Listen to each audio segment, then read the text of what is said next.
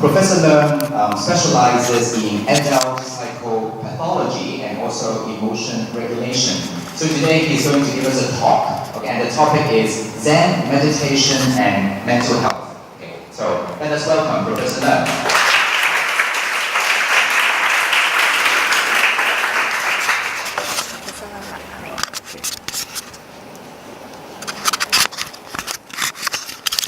Good afternoon, everyone. I met Professor David Parker many times on campus because I live on campus for, this is my 25th years. Yeah. So he's one of the nicest minds that you can encounter. So I'm happy that you invite me to share this topic with you. I changed a little bit of the topic because at the beginning I called Zen-meditation and emotion and mental health. But after Danny told me I only have about 30 to 40 minutes, right? As long as you want to. So I just kind of find out, mental health, the topic is too big. So I cut it to a more specific topic. So I changed this to emotion regulation. So I can share with you maybe within 40 minutes to about an hour. Okay? So I only have these three objectives today to share with you. First, I will go over with you how exactly human minds work. How does our mind works in emotional situation when we are emotionally aroused, okay? And then after I will share with you what exactly is Zen meditation. Zen meditation is a term that we use for more oriental, that type of a definition. But in modern time, we call it mindfulness practice. So later I will change it to mindfulness practice. Okay? And then the third objective I want to share with you is some of those different type of practices that we use to help people to develop this Zen state or mindfulness state. Okay? Three objectives. Remember that. Next time I met you on campus, I will ask you, what exactly have you learned from this afternoon? I hope at least you can tell me you learned these three things. Okay? Okay. Now, first, how exactly human mind works in emotional situation or when we are emotionally aroused. Just look at this picture. Imagine you're walking on campus in Chongqing or even at Seoul. We have a lot of snakes on campus. You're walking, strolling around in a very relaxing manner. All of a sudden you see a snake. Snake! What do you think will go through your mind? Snake, right? Yeah, danger. Like that. So usually, this is in psychology, in psychological term, we call that this is an external stimulus. And this stimulus enter our mind. In our brain, there's a tiny little part we call amygdala. So if you want to remember that quite easily next time, I just call it Amy. Okay, amygdala is one of the very important part of our brain to process all sensory signal. Attach some kind of emotional significance to that. Amy usually have three possible response. Either is positive, you see a snake, delicious thing. That is a positive response. You see a snake, wow, snake. That is a negative response. Or some of you are very cool and calm. You see a snake, nothing, no response. So it's either positive, neutral, or negative. Okay? Just three possible response. Amy react usually when we see a snake like that. All of a sudden, most of us will react in a negative way. So this part I call it affective appraisal. Okay? And if Amy react in a very negative way, immediately Amy will activate our body. One of the systems in our central nervous system we call sympathetic nervous system. Because sympathetic nervous system, because all organs in our body will sympathize with each other and act accordingly. So when you see a snake, actually you will start from top to bottom. You will have pupil dilation. You open your eyes widely to see what exactly this thing, right? So pupil dilation, the first response. You will have dry mouth, saliva gland stop. Because saliva gland usually is the first system of our digestive system. In danger, you should not spend time to digest anything. So you will have dry mouth. Your heartbeat become very fast, right? The heart boom, boom, boom, boom, boom, boom. Pump the blood to all your large muscle group. Make sure you will become quite powerful, right? Jump up very quick, or you fight, or you run. Your breathing, you will inhale a lot of oxygen, send it to all your body cells, and your liver will release a lot of glucose. Digestive system, stop. You should not waste energy in digesting the food you ate earlier. Otherwise, you will be eaten either by a tiger or by a snake or whatever. And you will suppress the system, immediately suppress digestive system, also suppress reproductive system. If you see a snake and you get sexually aroused, you deserve to die. As simple as that, right? The system works just like that, and send all the major energy to your four limbs, so that you will become really energetic, powerful, and all your muscle group become very tense. That's usually why when you are under long-term stress, you will have muscle pain, usually your neck, shoulder, and also upper back, or the muscle really get tense up. That's how we react usually. Boom. Affective appraisal, Amy said, ooh, and then the body, boom, act out a whole sequence of organs. All organs sympathize with each other, really help you to mobilize your whole body to fight or run away, right? Either you fight with that or you fly. So A and B. A is the affective response. B is the biological response. And all this will send all this signal, affective signal, biological signal, all sent back to our central processor, our brain, especially with the frontal brain. The frontal brain is this whole area there.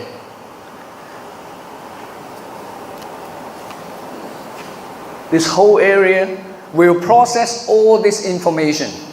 So this part, we call that the C response, the cognitive appraisal or cognitive interpretation of whatever happened, right? So this is what we call the ABC component of emotional arousal. Everybody follow? So even if you never study biology, I expect you can tell me next time when I see you on the street what happened when you are emotionally excited or aroused, the ABC of this emotional reaction. A is Amy's response, affective appraisal. B is the biological response, mobilize your body to fight or fly. C is your cognitive processing. You process all this information and you reach some kind of decision. And you reach some kind of interpretation. You reach some kind of cognitive meaning of whatever going on. Okay? So that is the ABC of emotional arousal. So now you understand our mind is like a mirror. And our mind, the state of our mind can be distorted by different emotional forces.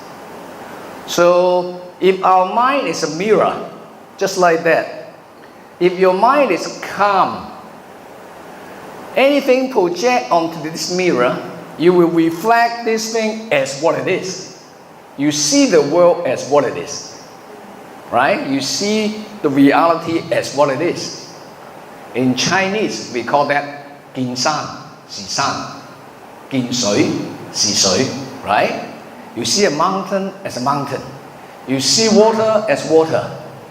But if your mind somehow is distorted, twisted mind, your mind now turned into a ha-ha mirror. You know ha-ha mirror? Whatever project on a ha-ha mirror, it will be distorted, right? Your mind is twisted by some kind of emotional forces. So, just look at all this Chinese character. You will exactly understand what that means. In Chinese, say, this word is fear. Intense fear overwhelm your mind. This is mind. Anxiety and anxious thought overwhelm your mind. Sadness, very, very sad emotion overwhelm your mind.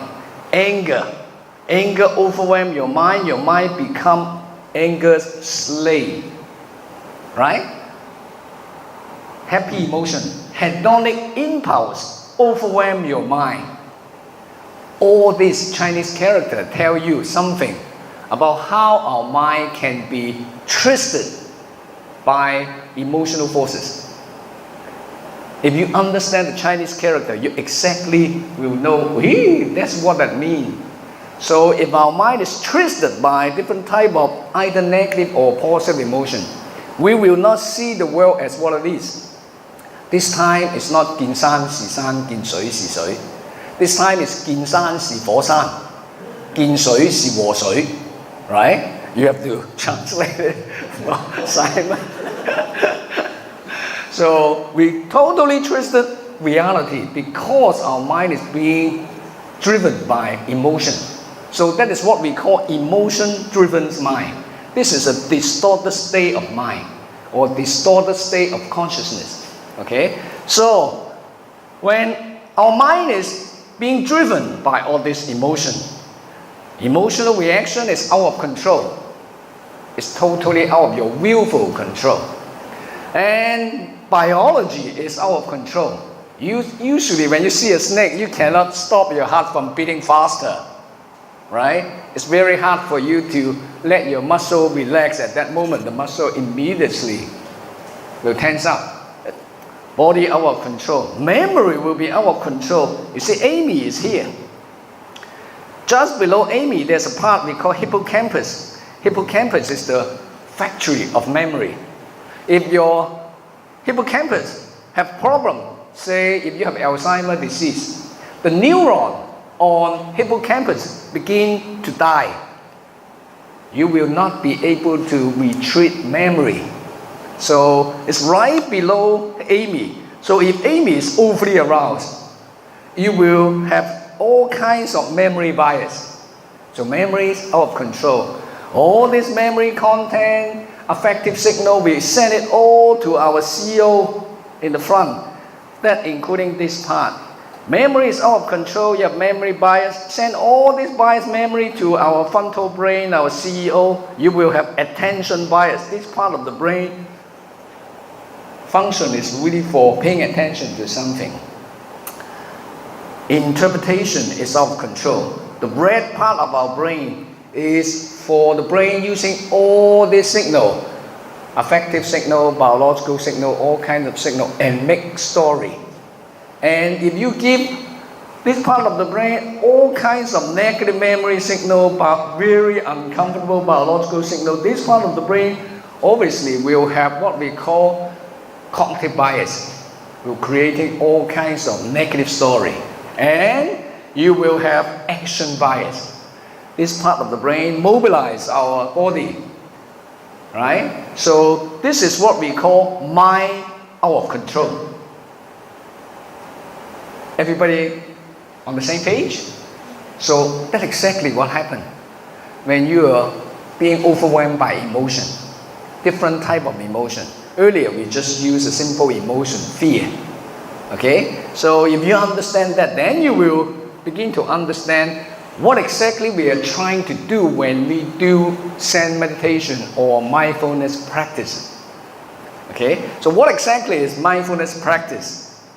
This term is one of the hottest terms in the past 20 years in the West.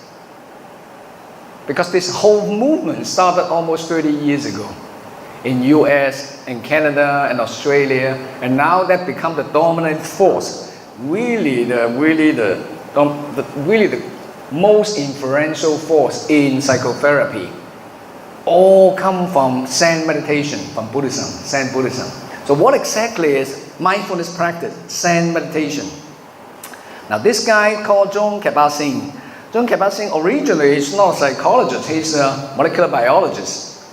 His PhD is in molecular biology from MIT. But he is the type of person that's very anxious, high-strung, quite stressed all the time. So during the 70s, he really tried to help himself to deal with his anxiety and fear and also sadness.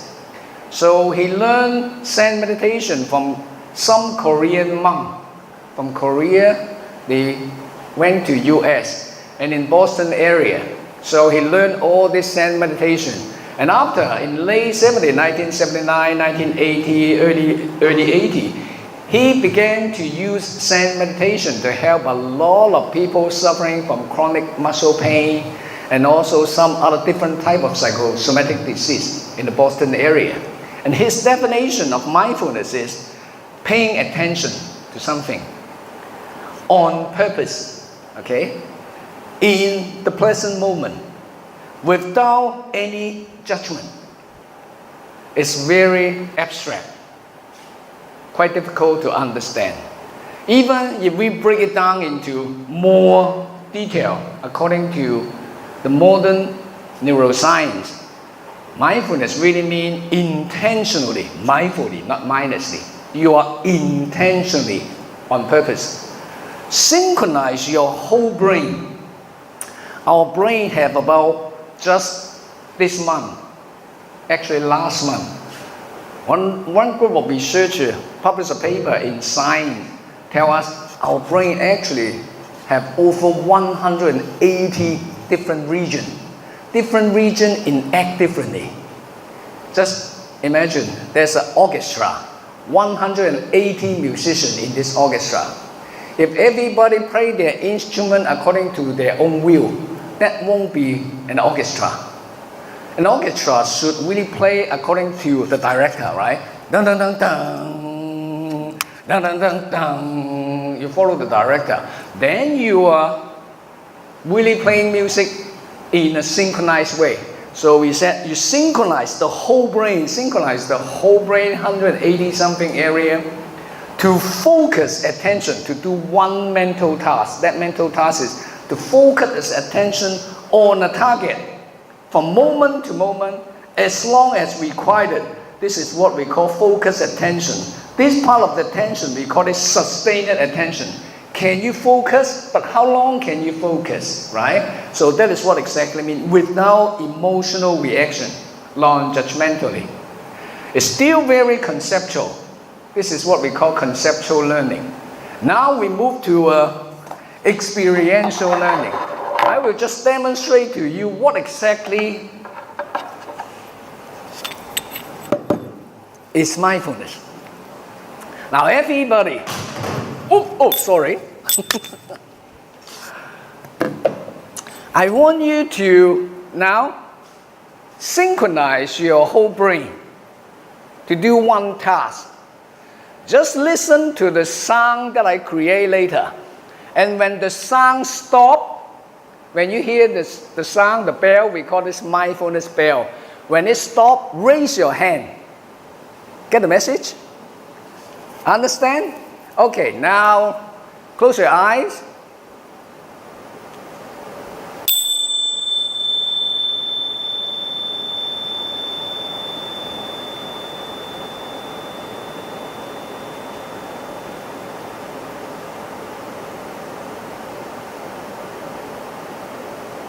Okay? So, earlier, what exactly did you do? You synchronize your whole brain, right? 180 different regions of your brain. Try to do one task. The task is pay attention to the sound of this bell. You do it intentionally, right? And when the sound of the bell stop, you detect that, you raise your hand. Just that simple. While you were doing this intentional listening, do you have any other thoughts? Oh, what a crazy thing, this freedom asking us to do this stupid thing. And that is a thought. That is a thinking. That mental activity we call thinking. But the other mental activity originally I asked you to do is paying attention. We call that awareness. Awareness and thinking is two different mental activities. If you do not understand that, let's play it again this time. Close your eyes.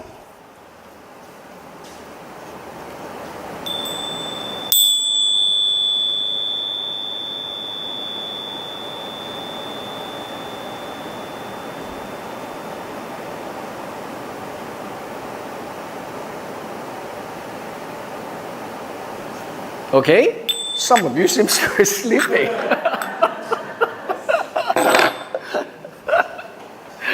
Now that's exactly what it means, mindfulness. You actually intentionally synchronize your whole brain to do one mental task. That mental task is not thinking, it's not worrying, it's not whatever. This mental task called awareness. You try to really enhance your awareness to see when this sound stops and you raise your hand. Right? That's exactly what it means, mindfulness. Why this training or this practice of mindfulness will help people to calm their emotion. Because if you're worrying about something, you just keep worrying. If you earlier have some kind of judgmental reaction, freedom is really crazy. This stupid guy has asked us to close my eyes and listening to this bell. You're thinking and judging and criticizing, right? Or earlier, if you're totally in a mindless state, you're sleeping. Totally without any conscious awareness of this sound. Understand? Quite abstract language, sometimes very difficult to capture, to describe it. If you just look at this kind of definition, it's very hard for you to understand. But with some kind of experiential learning, that's what it means. That's exactly what it means. But if your mind is being driven by some other forces, say now you're very hungry. When I hit this bell, I'm hungry, I want to eat something. Your mind is being driven by hunger, right? If you are very thirsty and I want to drink some water, stop that, freedom. Your mind is being driven by thirst, right?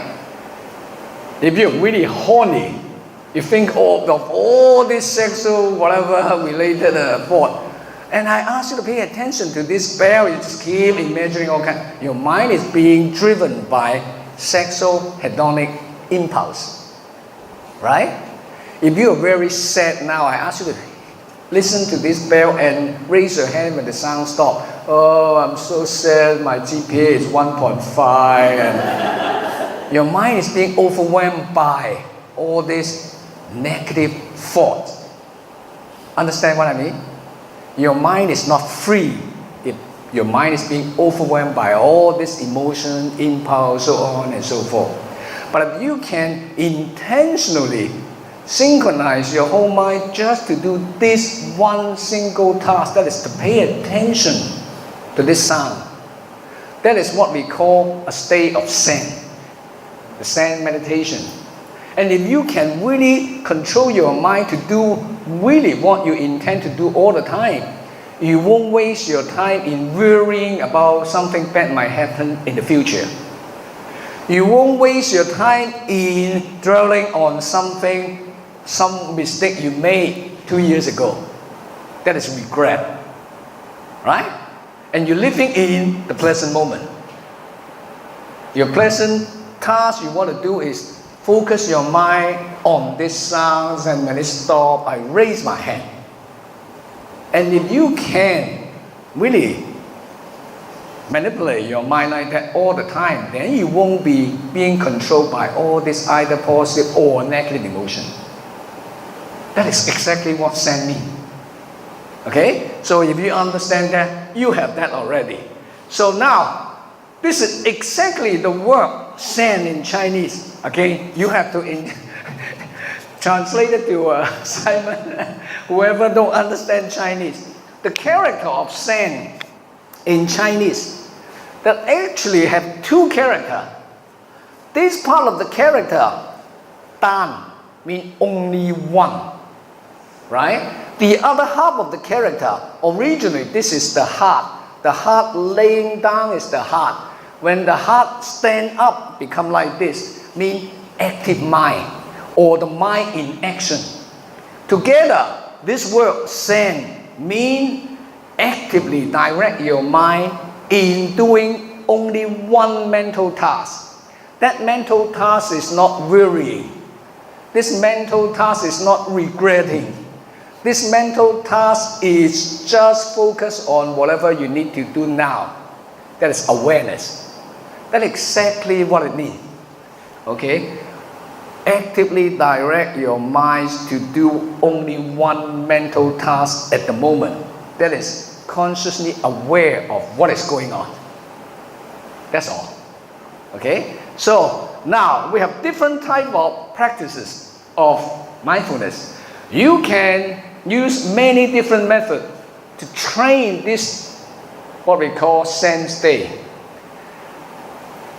Earlier we said when we are emotionally aroused, we have this ABC model. A component, Amy, is out of control. B component, body is out of control. When the body is out of control, your muscle become very tense. When your body is out of control, your breathing become very shallow. Okay? When your body is out of control, your heart beating out of rhythm, so on and so forth. All these signals, A signal, B signal, will also go back to our central processor. If your Amy out of control, if your body out of control, all these signals turn to your CEO. The CEO will also become out of control. That means mind out of control. So in Zen meditation, we really try to help people to regulate their body a little bit. Usually, you will loosen your muscle because most of this Zen meditation or mindfulness practice, they originate from Indian yoga tradition. It's lasted over 4,000 years in India because Buddha basically is really an Indian. He learned all this Hindu practice with its yogi. They often try to relax their body, control their breathing, and if you can relax your body, control your breathing, all these signals send back to your brain, then you can calm your brain. So in all tradition and all emotion regulation strategy, they often follow this strategy. First, relax your body muscle.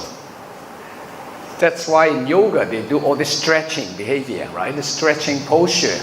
And then they will do some kind of breathing exercise. Slow down your breathing, calm your breathing. And then after these two parts are calm, your mind will be much easier to be regulated by whatever you do. So we usually follow this kind of tradition. So the most common practice in Zen meditation or in all kinds of meditation, they use their breath. Because you don't need any extra instrument. You can just do what we call breath-aided mindfulness practice. This is very simple. Now, if I ask you now, are you aware of your breath now? Are you breathing in, inhale, or exhaling now? Before I ask you this question, you definitely will not know.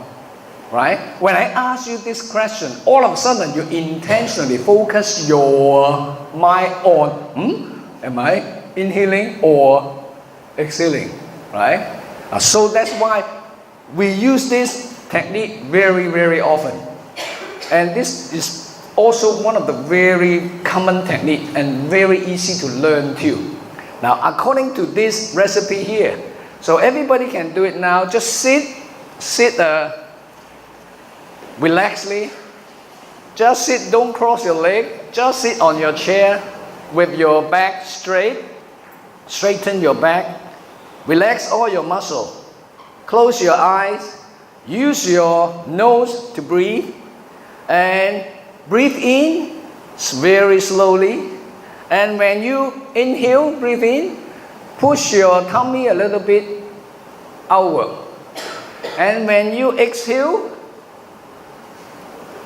push your tummy inward, and so that your diaphragm will lift up and push all this carbon dioxide out. It's just that simple. And every time when you exhale, you can count 1. The next time you exhale, you can count 2. The third time you exhale, you can count 3, so on and so forth. From 1 count to 10, and then back to 1 again, and then all the way to 10, and then back to 1 again. It's as simple as that. So we can spend maybe 3 minutes to try this exercise. And tell me your experience in doing that during these few minutes, okay? Now, we do this breathing, mindfulness of breathing. You intentionally synchronize your whole brain to focus your attention on your breathing. Okay? Every time when you exhale, count the number from 1 to 10. And if you lose count, that means you have distracting thoughts. And you can just go back to 1 again, start from 1, 2, 3, all the way to 10, okay? Okay, just do it now.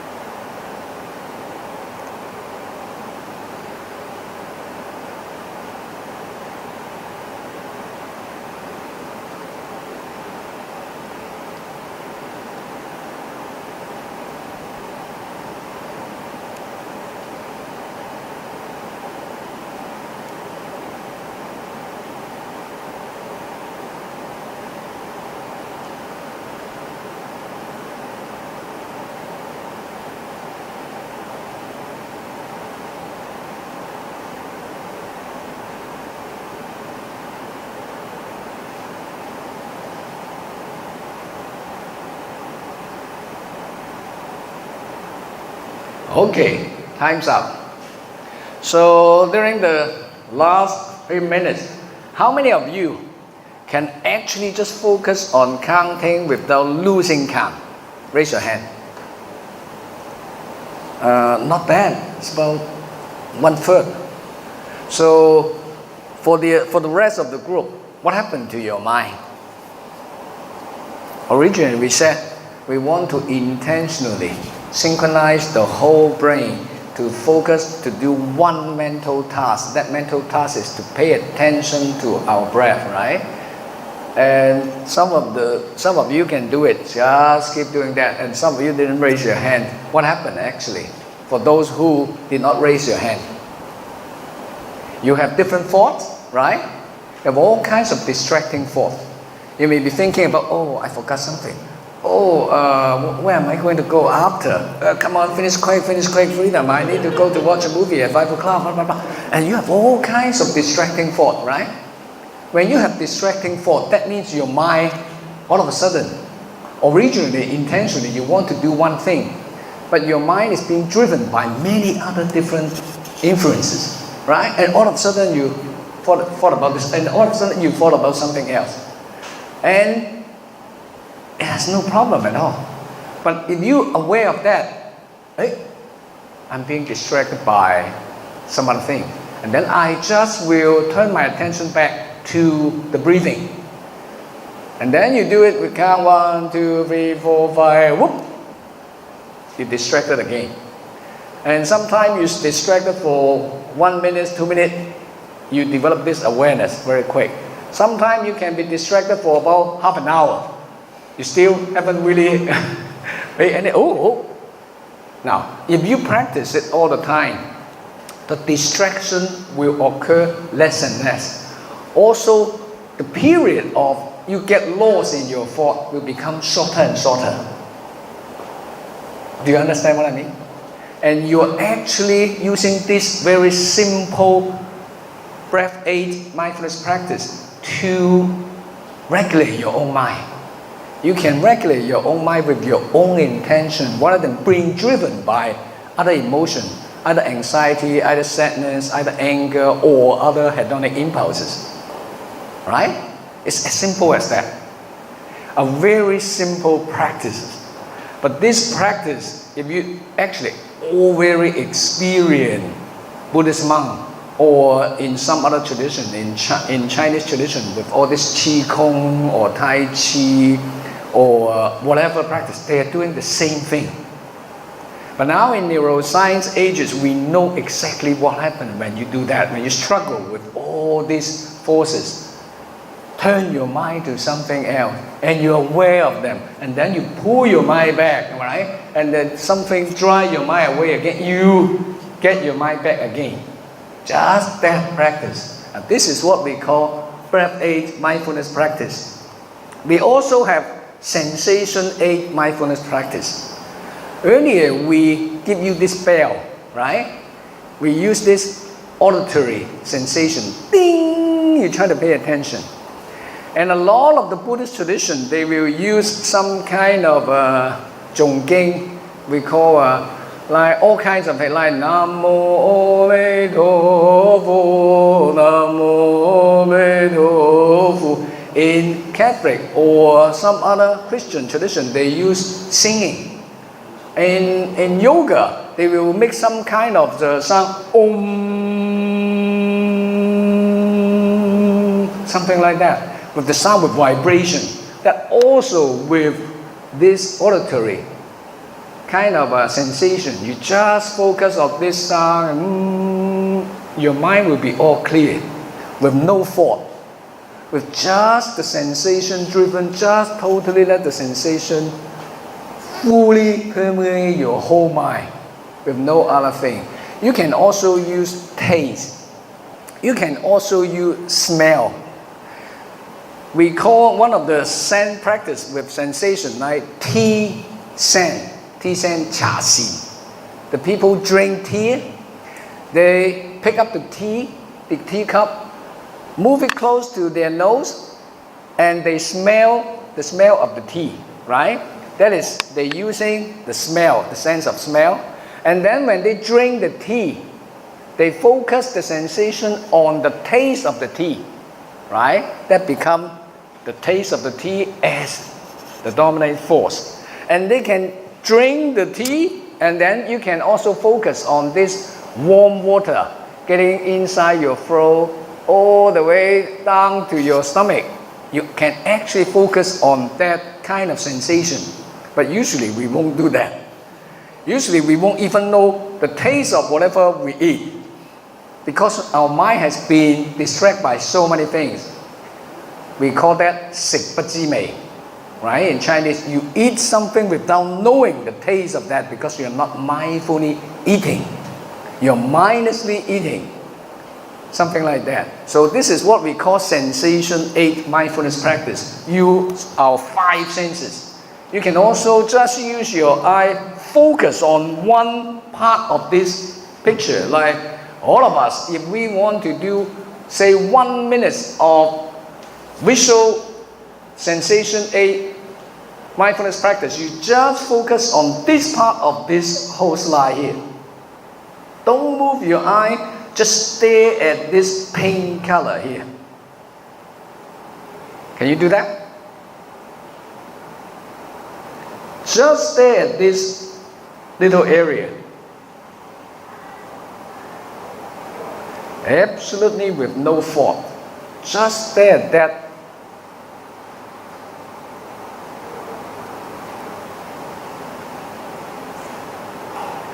Do you think I'm crazy?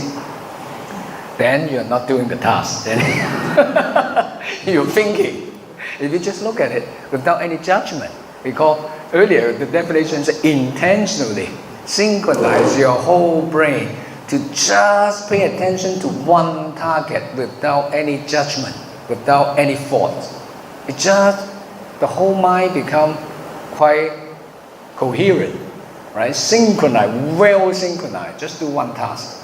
So that is what we call the sensation 8 mindfulness practice. Very simple. And we have different type of this kind of sensation 8 practice. Usually we call that daily Zen. When you eat, you eat. When you walk, you walk. You can also use your body sensation as one of the 8.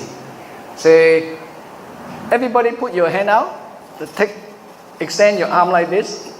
In Chinese, we have one Chinese Kung Fu, you know, in all this called 大力金剛指, right?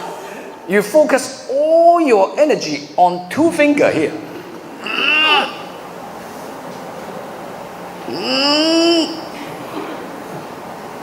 In karate, have you ever, in Japan they do all this Zen, whatever Zen bow and arrow, Zen calligraphy, Zen tea ceremony, Zen karate. Every single action they do, they use their whole brain to synchronize and focus on carrying one action. Ooh, just what? The whole body and mind focus on doing one task. This task is ooh, just like that. That's exactly what I mean. That's the body sensation. This is the right, 觸覺, the body senses. So all these are quite easy to do, but we need practice.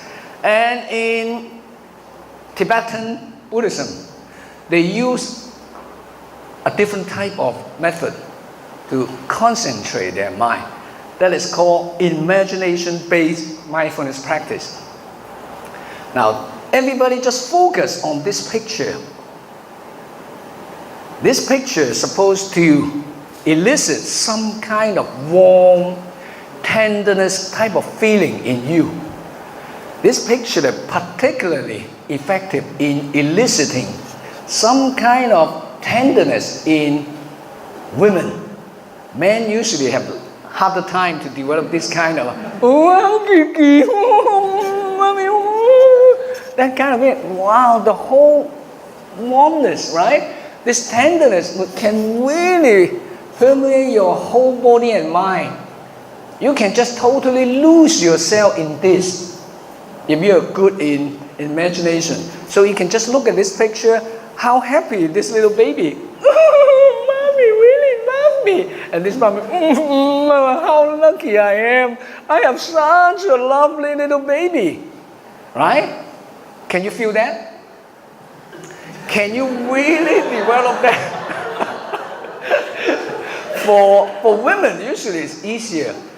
For men, right? But we usually, even for men, we can just use a little bit of imagination. You can develop this kind of empathy through just look at the picture, because we know in our brain there's certain neuron we call mirror neuron. The mirror neuron will reflect the emotion, you know, in this picture and activate similar type of emotion in human being. Actually, it's not just human being, in mammal. Even mammal, all other mammals, monkeys, dogs actually has very good empathic ability. If they see other dogs suffering, they will really feel bad and they will go and help the other dogs, right? So this is what we call, if you can use your imagination, focus on this picture, You generate some kind of warm, sympathetic, and tenderness type of feeling.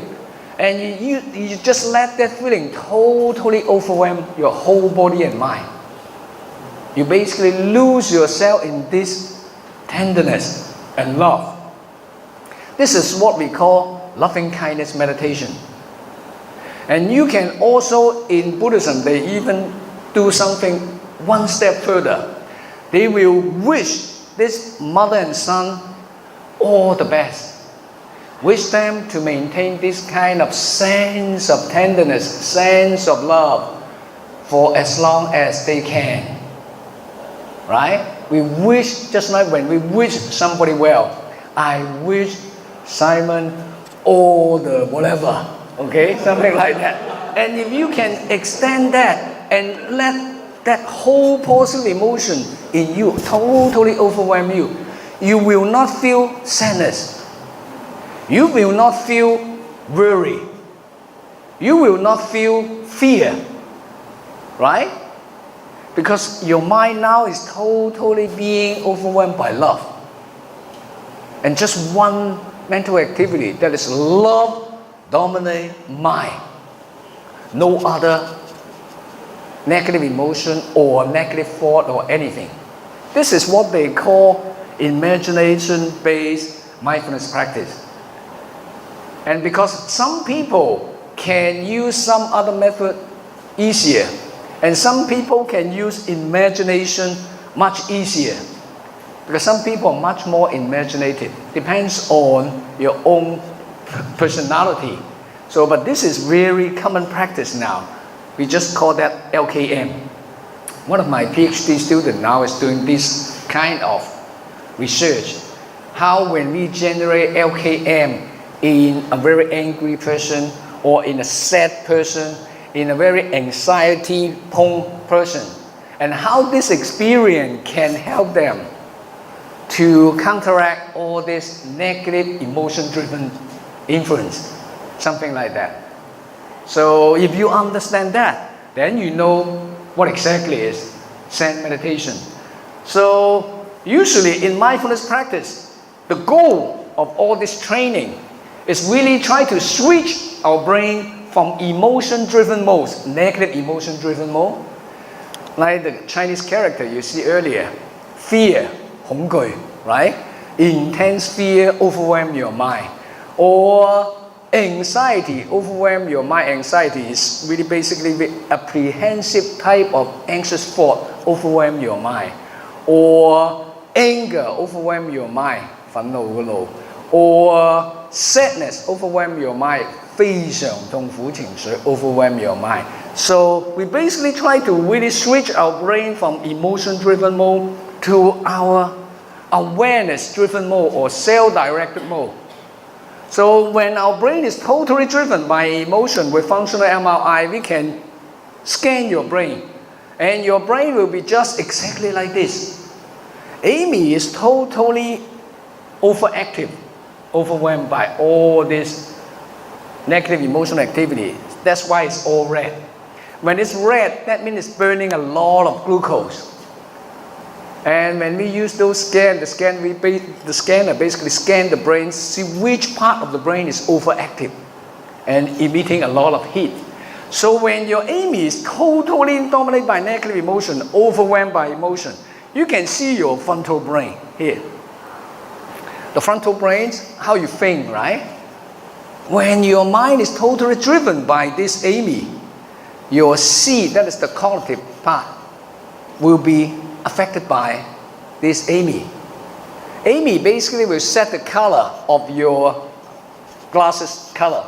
You know, you wear glasses. If you wear a dark glasses, we call magang. You wear dark glasses to see the world, everything is dark. You wear dark glasses, sunglasses to look at the mirror, you see yourself all dark. You wear very dark glasses, look at future is also very dark. We call that free dark or sometimes. Very, very depressed type of a mentality. We call that depressive cognitive triad. You see yourself very negative, you see your surrounding environment in very negative tone, and you see the future in very negative tone. And that kind of mind, this is a very depressed mind. And they feel no hope in the future. So that's why the people commit suicide. They kill themselves because they don't see any hope at all. And this is the type of brain that we see that is totally driven by negative emotion. And in mindfulness practice, we try to calm this part of the brain. And if this part of the brain is calm, and your mirror of your mind will become like a flat mirror. You will see things as what it is. You will not distort or catastrophizing your future or whatever, right? That's exactly what we're trying to do in Zen meditation. So the goal of mindfulness practice is simple. We try to really regulate this kind of state of mind, this is haha mirror, and turn it into a flat mirror. When your mind becomes just like a flat mirror, you see things as what it is. You will not exaggerate all this little mistake you made in the past. You will not exaggerate all this potential problem in the future. You just live in the present moment. Enjoy whatever you have. Something like that. That's exactly what we try to do in Zen meditation training. So that is what I have to share with you today. It's half an hour. It took about 35 minutes. And you can ask any question if you want. Okay, so do you have any questions for Professor Leung?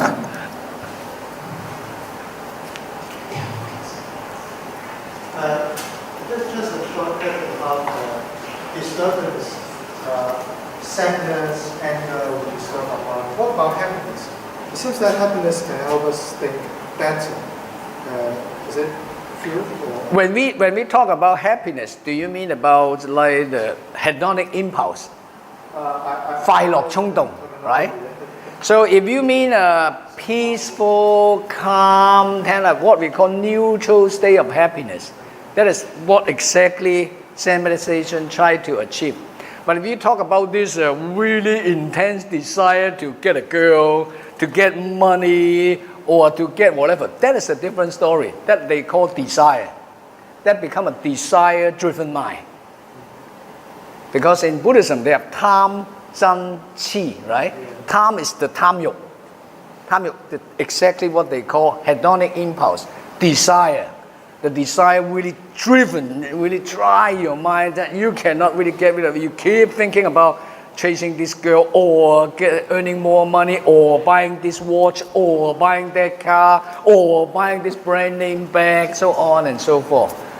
That actually, for some people, they also call it happiness. But why can't we say also the feeling of powerfulness or sense of achievement can help us think positively and see things more clearly, even though those things may bring us some strong emotions.